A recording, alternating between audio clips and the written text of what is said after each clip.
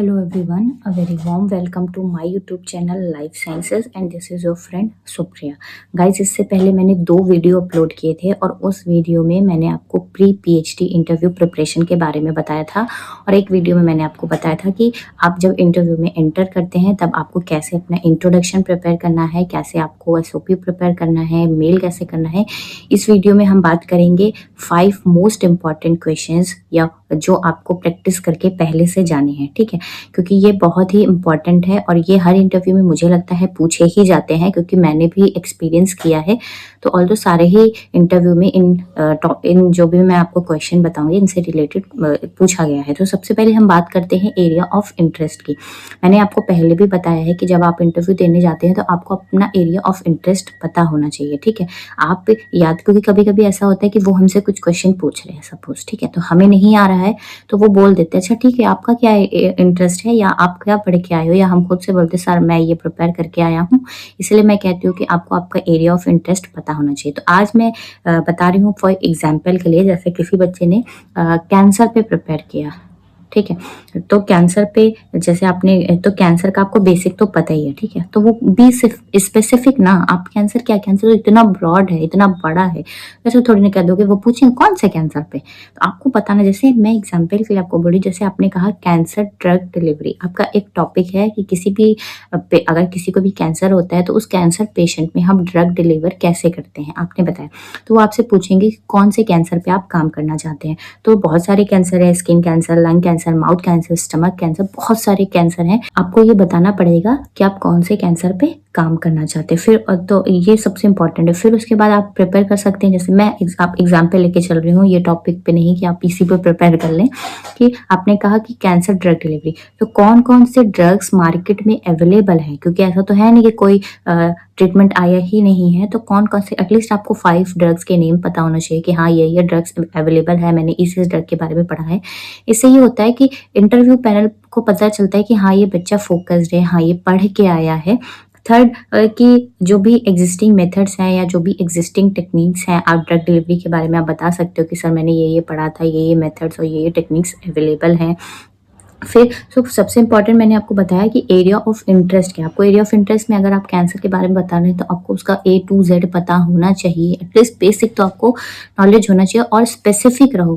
Cancer के अलावा अगर आप और कोई टॉपिक लेके चल रहे हो तो उसमें भी ना ऐसा थोड़ी ना हर टॉपिक बहुत ब्रॉड होता है, तो उसका स्पेसिफिक क्या है, आपको किस स्पेसिफिक उस पर। बहुत लोग बोलते थे सेल बायोलॉजी, सेल बायोलॉजी क्या भाई, सेल बायोलॉजी में इतना कुछ है, ऐसा थोड़ी ना सेल बायोलॉजी पे काम करने लगोगे, इम्यूनो पे काम करने लगोगे, इम्यूनोलॉजी में भी भर भर के टॉपिक्स हैं, आपको स्पेसिफिक होना पड़ेगा। Second one is methodology. आपने कहा कि मैं जो एग्जांपल लेकर चल रही हूँ कि कैंसर ड्रग डिलीवरी पे काम करना है, तो आप मेथडोलॉजी क्या, कि कौन कौन से आप बता सकते हो कि सर मैंने लिटरेचर में पढ़ा था, ये मेथडोलॉजी जो है, ये टेक्निक्स अवेलेबल है। तो उससे ये इम्पैक्ट पड़ता है कि हाँ आप रिसर्च पेपर्स भी पढ़ते हैं, आप लिटरेचर्स भी पढ़ते हैं, तो आप बता सकते हो कि ये टेक्निक्स है, ये मेथड्स हमने पढ़े थे। तो उन्हें भी पता है कि आपको कुछ रिसर्च नहीं आता, बस वो आपका नॉलेज चेक करना चाहते हैं, तो आप बता सकते हैं कि सब हम इन्हें मॉडिफाई कर सकते हैं, इन्हें ये चीज़ आप बता सकते हैं। फॉर एग्जांपल आप ड्रग डिलीवरी किससे करना चाहते हैं, जो भी एग्जिस्टिंग मेथड्स हैं उसमें डिफरेंट मेथड्स होंगे या टेक्निक्स होंगी कि ये मेथड्स प्रेजेंट है। आप बता सकते हैं कि सर जैसे मैं फॉर एग्जांपल के लिए मैं नैनो पार्टिकल्स ड्रग डिलीवरी करना चाहता हूँ, नैनो पार्टिकल के थ्रू हम ड्रग को कैंसर पेशेंट में डिलीवर करेंगे। So first is area of interest, second one is methodology, third one is area of specialisation उस इंस्टीट्यूट का, ठीक है, आपका नहीं, आपका एरिया ऑफ इंटरेस्ट हो गया, आपका मेथडोलॉजी हो गया, जिस इंस्टीट्यूट में या जिस भी लैब में आप अप्लाई कर रहे हैं। मैंने पहले भी बोला था कि आप अपने गाइड को शॉर्ट लिस्ट करिए, वहाँ का काम क्या है। जैसे आपका जूलॉजी है, आपने कहा कैंसर, तो आप देखिए, आपको नहीं पता इंटरव्यू पैनल में कौन बैठ रहा है, लेकिन ये बहुत कॉमन सेंस की बात है कि भाई मुझे जो आता है मैं वही ना आपसे पूछूंगी। तो इंटरव्यू पैनल पे जो भी जिसका स्पेशलाइजेशन होता है वो अपने ही टॉपिक से रिलेटेड क्वेश्चन पूछते हैं, क्योंकि उन्हें भी बच्चे चाहिए।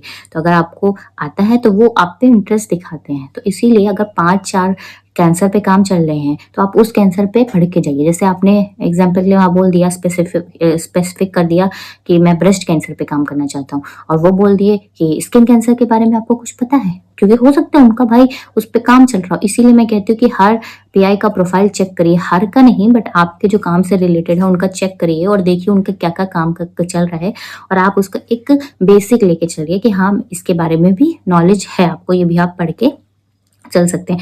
तो एरिया ऑफ स्पेशलाइजेशन बहुत इंपॉर्टेंट है और बहुत कॉमन सी बात है। कोई भी आपको नहीं बताएगा कि आप सब आपको बोलेंगे कि आप ये पढ़ के जाइए, वो पढ़ के जाइए, टॉपिक प्रिपेयर करिए, वो टॉपिक प्रिपेयर करिए, बट ये कॉमन चीज़ें भी आपको प्रिपेयर करनी होती है इंटरव्यू में जाने से पहले। Fourth is research gap. Research gap क्या होता है? बहुत सारे बच्चों को नहीं पता है रिसर्च गैप क्या होता है। मैंने आपको कहा एग्जाम्पल के लिए कि आपको ड्रग डिलीवरी करना है कैंसर पे, तो जब एग्जिस्टिंग मेथड्स प्रेजेंट है तो आप क्या नया करना चाहते हो? तो आप वही तो रिसर्च गैप हुआ ना कि ये मेथड प्रेजेंट है लेकिन आप क्या उसमें नया ले।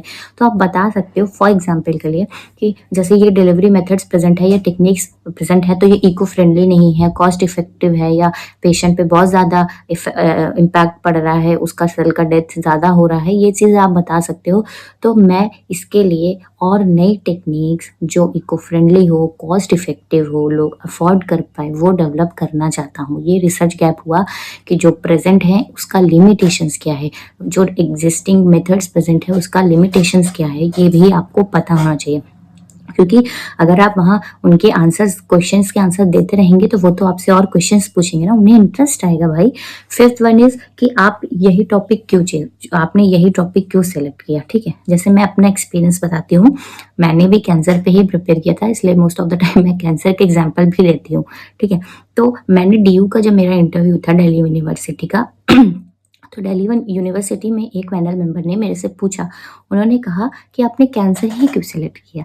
तो मैंने उनको बोला कि सर क्योंकि कैंसर से वर्ल्ड वाइड डेथ बहुत ज़्यादा हो रही है। तो उन्होंने कहा ऐसा तो नहीं है, डेथ तो एक्सीडेंट से भी हो रही है, बट आपने कैंसर ही क्यों सेलेक्ट किया?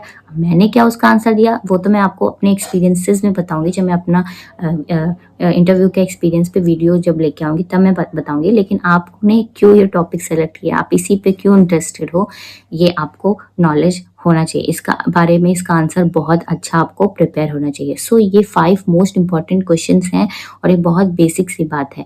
आप इतना बड़ा बड़ा पढ़ के नहीं जाएंगे, मैंने आपको पहले भी बोला कि आपको इतना डीप में नहीं पढ़ना, लेकिन आपको स्पेसिफिक होना पड़ेगा कि आपको क्या क्या पढ़ना है। अगर आपको कोई भी डाउट हो और आप चाहते मैं इस डाउट पे या इस टॉपिक पे वीडियो बनाऊँ तो मुझे कॉमेंट करके ज़रूर बताएं। Thank you so much guys for watching my video.